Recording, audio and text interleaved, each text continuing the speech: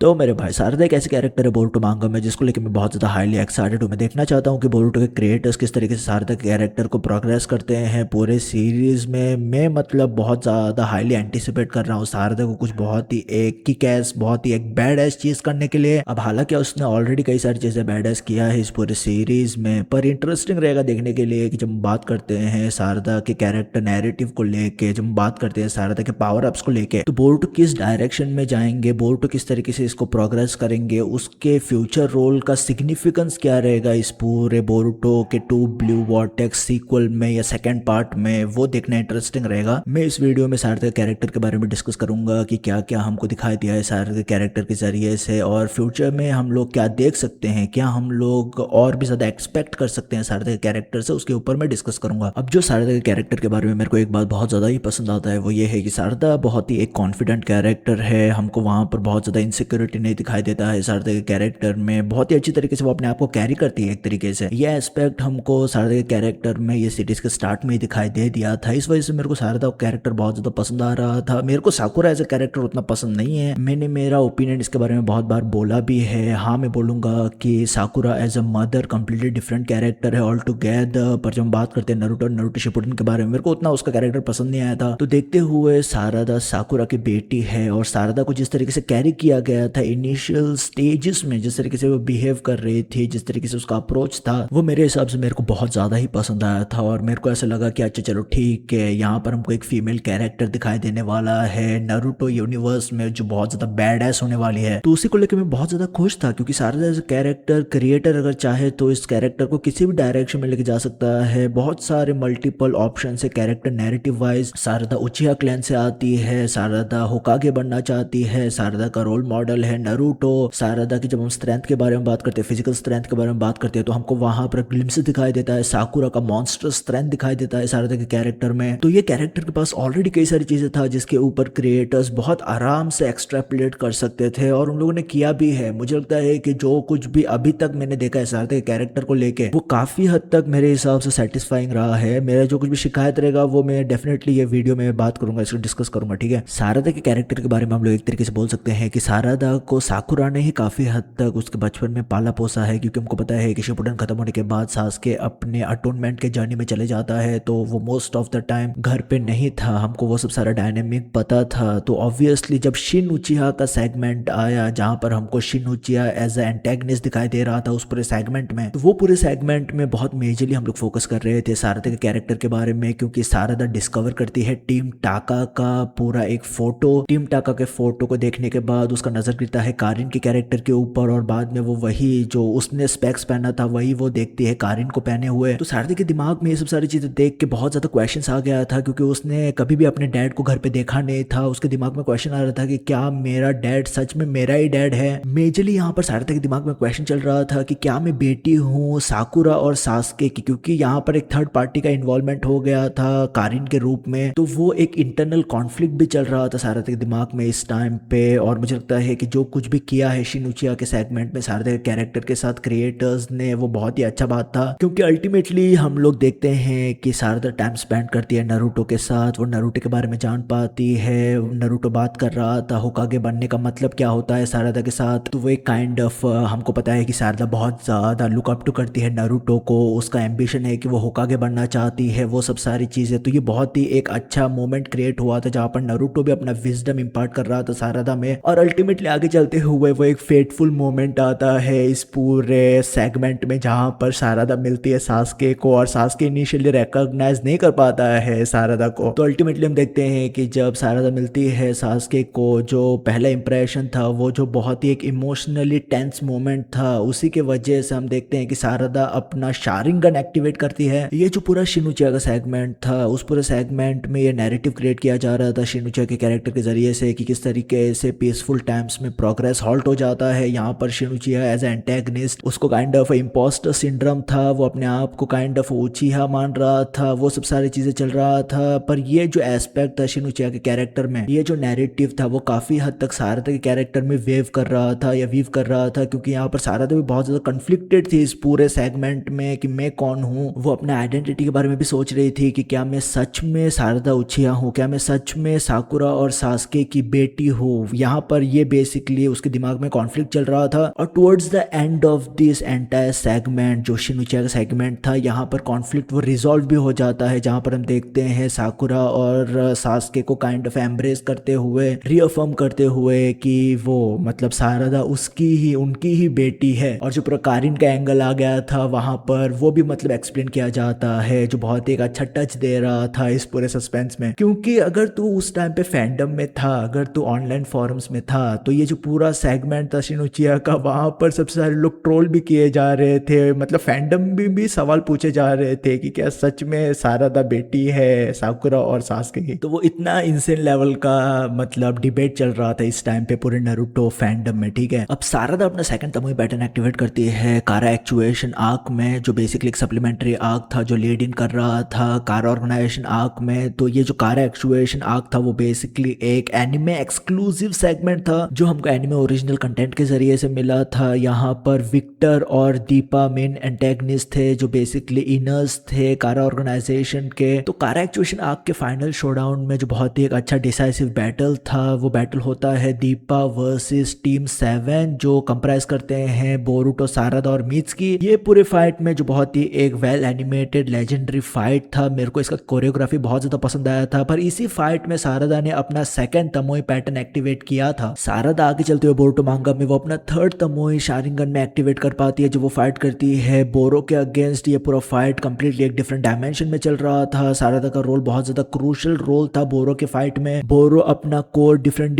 Location पे locate किए जा रहा था अपने बॉडी में, जिसकी वजह से वो अपने आप को फिर से रीजनरेट किया जा रहा था। सारदा का जो एक क्रिटिकल रोल था वो ये था कि सारदा पिन पॉइंट करे कि बोरो का जो कोर है वो कहाँ पर है, उसको वो पिन पॉइंट करके वो उसको डिस्ट्रॉय करे। तो इसी के लिए, इसी नेसेसिटी के लिए हम इवेंचुअली देखते हैं कि सारदा अपने शारिंगन में थर्ड तमोई एक्टिवेट करके वो चिदोरी मारती है बोरो के बॉडी के ऊपर, जो बहुत ही एक अच्छा क्रिटिकल हिट था यहाँ पर। अब हालांकि बोरोशिकी इस पूरे फाइट को कंक्लूड करता है, पर सारदा का रोल जिस तरीके से पोर्ट्रे किया था इस पूरे फाइट में वो बहुत ज्यादा कूल था मेरे हिसाब से। सारदा एक टाइम पे हम देखते हैं कि वो एक मैसिव बोल्डर उठा के फेंकती है, मैसिव रॉक उठा के फेंकती है बोरो के ऊपर, जो हमको उसका शेयर स्ट्रेंथ दिखा रहा था, जो कंप्लीटली साकुरा के साइड से आता है, ठीक है। अब तक तो जो कुछ भी चल रहा था सारदा के कैरेक्टर के साथ वो काफी पॉजिटिव नोट पे था, पर आगे चलते हुए हम देखते हैं कि सारदा के कैरेक्टर की प्रोग्रेशन में थोड़ा लो मोमेंट्स भी आता है, थोड़ा डिप भी आता है। क्योंकि हम देखते हैं कि बोरुतो पार्ट 1 के एंडिंग सेगमेंट में, एंडिंग सेक्शंस में, जब कावाकी कन्फ्रंट करता है सारदा को और एक कॉन्फ्रंटेशन होता है सारदा और कावाकी के बीच में, सारदा रोकने की कोशिश कर रही थी कावाकी को, तो उस टाइम पे हम देखते हैं कि कावाकी अटैक करने की कोशिश करता है सारदा के ऊपर और बोरुतो बीच में आके रोकता है उस पूरे मोमेंट में। और हम यहाँ पर ये भी देख रहे थे कि यही वो मोमेंट था जहां पर कावाकी स्कार देता है बोरुतो के आंखों के ऊपर। मुझे पर्सनली, मैंने उस टाइम पे भी बोला था रिव्यू करते हुए कि मेरे को मतलब मैं बहुत ज्यादा बड़ा फैन नहीं था इस पूरे मोमेंट का। मेरा रीजन यहाँ पर यही था कि यहाँ पर इस पूरे सेगमेंट में या सेक्शन में सारदा को बहुत ही एक वनरेबल पोजीशन में दिखाया था। अब हाँ, ऐसा हो सकता है, मतलब मैं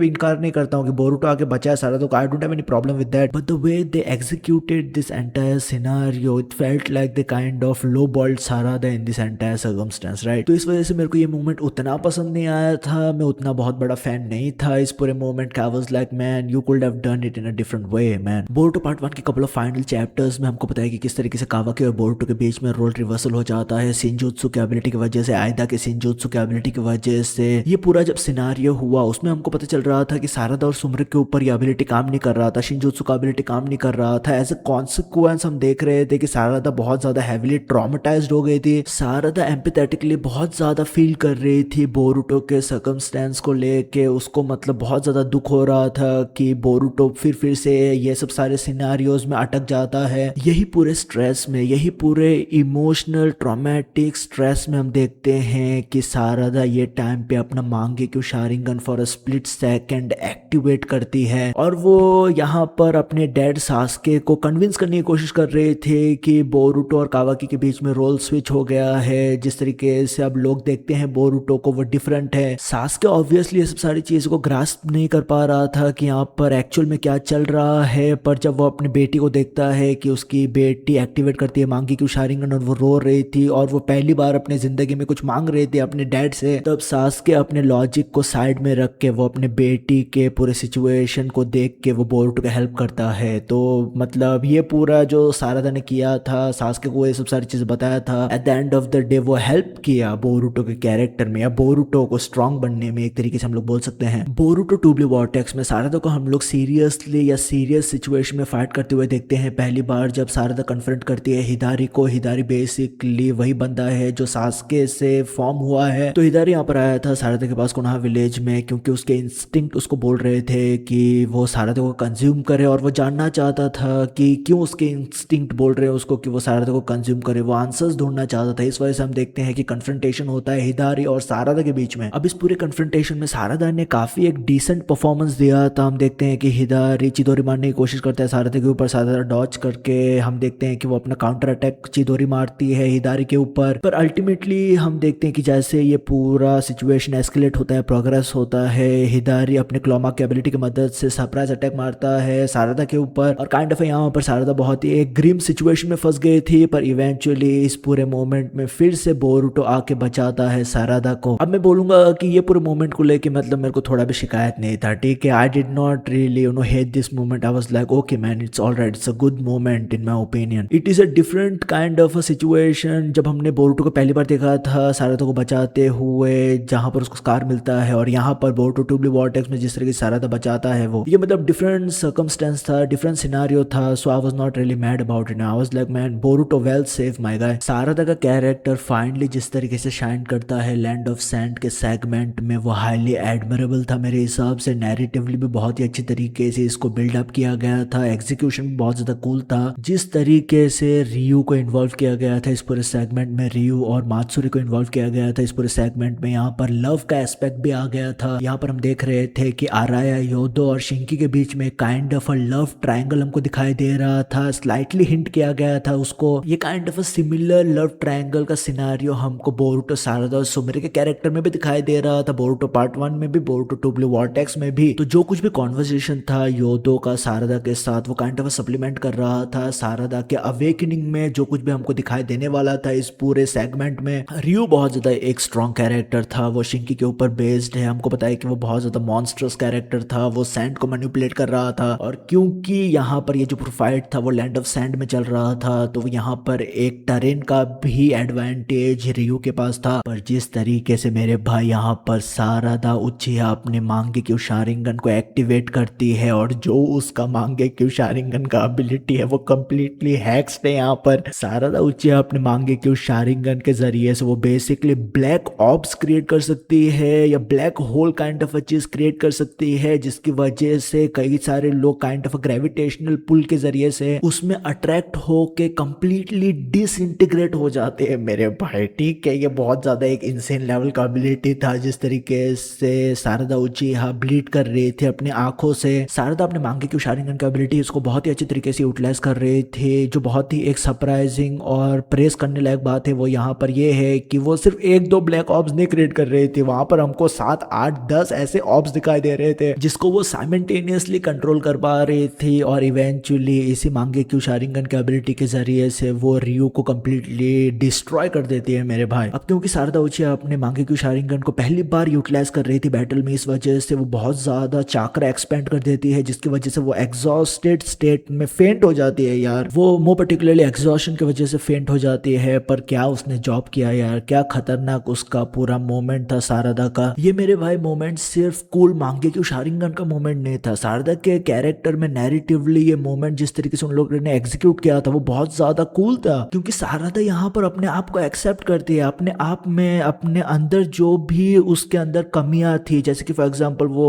होकागे बनना चाहती थी, पर क्योंकि वो वीक थी इस वजह से वो जो होकागे का पोजीशन था वो उसके आंखों के दूर जा रहा था। वो अपने वीकनेस को एक्सेप्ट करती है। वो बोल रही थी कि किस तरीके से बहुत लंबे समय से क्योंकि वो हेल्पलेस थी, पावरलेस थी, इस वजह से वो अपना नजर दूसरी ओर हटा देती थी। वो साइड में बैठ के उसको मतलब ये सब सारी चीजें देखना पड़ता था। वो यहाँ पर अपने लव इंटरेस्ट को कन्फेस करती है। वो बोलती है कि किस तरीके से उसने काइंड ऑफ फीलिंग्स डेवलप किया था बोरुटो के लिए, पर वो अपने फीलिंग्स को साइड में रखने के लिए तैयार थी, क्योंकि वो मतलब उसको ऐसा लगता था कि वो एक काइंड ऑफ हिंड्रेंस है उसके ऑब्जेक्टिव मेन गोल में, जो बेसिकली होकागे बनने का गोल है। वो बोल रही थी, अपने आप से बातें कर रही थी किस तरीके से बहुत सारे सर्कमस्टेंसेस में वो बोरुटो के लिए कुछ नहीं कर पाई है। वो कई सारे सिचुएशंस में बहुत ज्यादा हेल्पलेस थे। तो वो सब सारे फ्लॉज जो उसके कैरेक्टर में है, जो वो सब सारे फ्लॉज जो वो रिकॉग्नाइज कर रही थी वो उसको एक्सेप्ट करती है और वो काइंड ऑफ असेंट करती है डिफरेंट स्टेज में। इसलिए ये पूरा मोमेंट बहुत ज्यादा ब्यूटीफुल मोमेंट था सारे कैरेक्टर में, और मैं बहुत ज्यादा हैप्पी हूँ यार, मैं बहुत ज्यादा खुश था उस पूरे मोमेंट को देख के। आई वाज लाइक फाइनली इसको मतलब टाइम मिल रहा है यार। अब अगर तू मुझे पूछेगा कि सारदा इस टाइम पे कितनी स्ट्रांग बन चुकी है, तो मुझे लगता है कि सारदा अभी मित्सुकी के लेवल पे है। मित्सुकी का सेज मोड का जो लेवल है मुझे लगता है कि वहां पर ही सारदा है। मुझे नहीं लगता है कि सारदा बोरुटो और कावाकी के लेवल पे पहुंच गई है अभी तक। ऑब्वियसली यार आगे चलते हुए पहुंचने वाली है, मैं डेफिनेटली उसके लिए बहुत ज्यादा रूट कर रहा हूँ। मुझे लगता है कि जो कुछ भी आगे बैटल आने वाला है सारदा के कैरेक्टर के लिए, फॉर एग्जाम्पल सारदा वर्सेस हिदारी, मुझे लगता है कि वो होने वाला है अल्टीमेटली। तो उस पूरे बैटल में मोस्ट प्रॉब्ली हमको सारदा के मांगे शारिंगन के बारे में और कई सारी चीजें पता चलेगा, किस तरीके से और वो मतलब फंक्शन करता है उसके बारे में हमको पता चले। मुझे लगता है कि सारदा अल्टीमेटली कहीं ना कहीं पर तो वो अपना सुसानो एक्टिवेट करेगी ही। पर हमको पता है कि जब मांगे शारिंगन मतलब एक्टिवेट होता है एक उचिया के बॉडी में, तो हमको पता है कि जितनी बार उसको यूज किया जाएगा मतलब उतनी बार थोड़े थोड़े इंस्टेंसेस पे थोड़े थोड़े बिट बाय बिट जो विजुअल पावर्स है वो मतलब फेड होने लगता है। आगे चलते हुए उचिहा को परफेक्ट सुसानो मोड में जाने के लिए या और भी हायर हाइट्स को बेसिकली रीच करने के लिए आई ट्रांसप्लांट करना पड़ता है, जो बेसिकली ईएमएस एक्टिवेट करता है, जो बेसिकली इटर्नल मांगे शारिंगन है। पर मैं वहां पर जा नहीं रहा हूँ, उस स्टेज पे जा नहीं रहा हूँ। मैं देखना चाहता हूँ कि किस तरीके से सारदा उचिहा का मांगे शारिंगन और भी काम करता है। मांगे शारिंगन के एस्पेक्ट को मुझे लगता है कि क्रिएटर और भी अच्छी तरीके से फ्लैश आउट करेगा आगे के बैटल्स में। प्लस मेरा एक्सपेक्टेशन ये भी है कि किसी ना किसी स्टेज में हमको वो सुसानो भी दिखाई दे। परफेक्ट सुसानो नहीं, परफेक्ट सुसानो ऑब्वियसली ईएमएस में एक्टिवेट होता है, बट हमको वो हाफ सुसानो दिखाई दे, जो हमको इताची के केस में दिखाई दिया था, बाद में हमको शिसुई के केस में दिखाई दिया था, उसी तरीके से हमको सारदा के केस में दिखाई दे। तो उसको लेके मैं बहुत ज्यादा एक्साइटेड हूँ कि वो कैसे दिखने वाला है, वो कैसे हम लोग हैंडल करने वाले हैं। पर सिर्फ वो हम लोग उचिहा के एस्पेक्ट में ही नहीं ड्वेल कर सकते। हमको याद रखना चाहिए कि सारदा को जो स्ट्रेंथ है, जो फिजिकल स्ट्रेंथ है, वो उसके माँ के जरिए से उसने इनहेरिट किया है। तो मैं आगे चलते हुए उसको काइंड ऑफ 1000 सील्स को भी मास्टर करते हुए देखना चाहता हूँ। अगर वो इंटीग्रेट होता है सारदा के कैरेक्टर में और जो ऑलरेडी एग्जिस्टिंग उचिया एबिलिटी है वो बूस्ट मतलब कंप्लीटली इंसेल लेवल का रहेगा मेरे भाई, क्योंकि हमको पता है कि शारिंगन कितना चाकरा कंज्यूम करता है, और अगर 1000 सील का एस्पेक्ट आता है तो 1000 सील्स काइंड ऑफ सप्लीमेंट करेगा उस पूरे चाकरा कंजम्पशन में। तो मुझे लगता है कि Sarada is well poised for greatness man, और मुझे लगता है कि सारदा कुछ ना कुछ तो इंसेंट करने वाली है यार आगे चलते हुए सीरीज में, और मैं मतलब यहाँ पर हूँ उस पूरे एपिकनेस को विटनेस करने के लिए। तो मेरे भाई मैं ये सब सारी चीज बात करना चाहता सारदा के कैरेक्टर के बारे में। तुम्हारा ओपिनियन क्या है? तुमको क्या लगता है कि सारदा अभी प्रेजेंट स्टोरी लाइन में कितनी स्ट्रांग हो गई है? क्या तुमको ऐसा लगता है कि सारदा भी इक्वल है कावाकी और बोरुटो के? तुम लोग किस तरीके से उसके पावर को स्केल करोगे? अगर तुम लोगों ने ये वीडियो देखा है अंत तक तो डेफिनेटली मेरे को बताना कमेंट सेक्शन में कमेंट करके। अगर पूरा वीडियो देखा है तो डेफिनेटली लाइक कर देना। अगर तुमको ये वीडियो पसंद आता है तो डेफिनेटली मैं और भी कई सारे बोरुटो रिलेटेड कंटेंट लेके आऊंगा फ्यूचर में। पर जो कुछ भी है वो है यार। तो हमेशा याद रखे तेरे भाई वी आर पे, ख्याल रखो अपना, पीस मेरे भाई।